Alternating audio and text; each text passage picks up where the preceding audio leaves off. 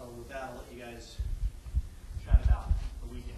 Yeah, Mark, just talk about how impressed you were with your team showing this weekend at two pretty big meets. Well, I was very pleased with both how the men and women competed. For the men, when you go to the Roy Griak Invitational, it gives you an opportunity to see where you're at against nationwide competition and other ranked teams. And certainly we had a pretty solid race. And in particular, David Cardona, who's our a new person to the team, was a state community college champion last year, and so really this was his first big race at the D1 level, and he got ninth. He was up there with the top runners from the country, and so just a big race for him. And Daniel Gonia, who's always solid, was finished 21st, which was great in that field too. And then the other guys all packed in pretty well, but we still have work to do. It is only September. And so, you're always looking at towards later in October. But very positive indications for them and for the women also. Leanne Fogg finished in 10th place and was the first collegiate, our first Big West finisher at the Stanford Invitational. And then we have a true freshman, Megan Bredmore, was 14th overall, which is just outstanding. And then some of the other ladies backed them up really well. And we came out with a third-place finish. And again, knowing that we're looking at the goal is to pull things together at the end of October into November. And, so, again, just good positive signs for both those teams.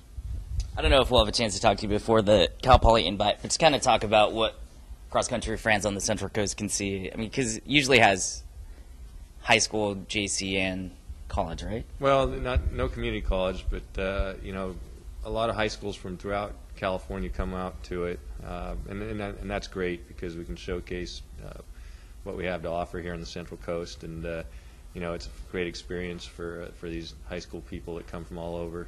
And the college division, it's kind of tough because the way the schedule is, where we have to go out and face other teams. Sometimes we're just not running our top people here, but it gives other people on the team an opportunity to get out there and race and develop and see where they're at as we sort things out in determining who's going to run the conference championship team at the end of October. So, but the Fairbanks course out there at Cuesta College is a great facility for spectators, and certainly, with all the runners out there, it's a great opportunity for people to go out and watch a lot of good people. I know it's early. You said you want your team to peak in late October, but is the team pretty much where you expected it to be at this point? Are they ahead of it, or I'd say they're about where I would have hoped. Just like I said earlier, positive indications for what can be, and I think we're at a very decent level right now. So really in September, that's about all you can hope for. I just noticed on your schedule that you have a 3-week break. It's probably your longest of the season. Is that a concern of yours, like keeping your athletes competitive? I know as a former cross-country runner, you have a big break, it's hard to stay focused sometimes. Yeah, no, because we can really focus on specific workouts and use this as a training break. And I'm not a big believer in over racing, so you want to pick and choose when you're on. So I think it's going to be a great opportunity to really put in work that will come in handy later on in the season. And at the Cal Poly Invitational, I know it's during homecoming weekend, and you're probably going to race some of maybe your freshman runners at the Cal Poly Invite while the rest of them go out to the pre-nationals. Is that right? Tentatively, that's looking like a plan. Yeah.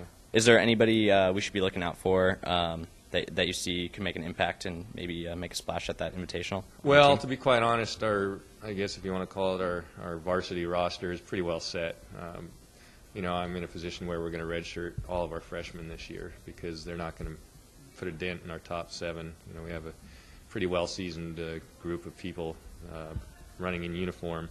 But, you hit it on the head. It'll give them an opportunity to go test themselves on our course. It's a very challenging course, and they can kind of see where they're at and, see what kind of work they need to do ahead of it, or, just to make sure everything's on the right track for them. So it's always good, even when you're redshirting as a freshman, to get some competitive efforts in, and they'll be able to do that there.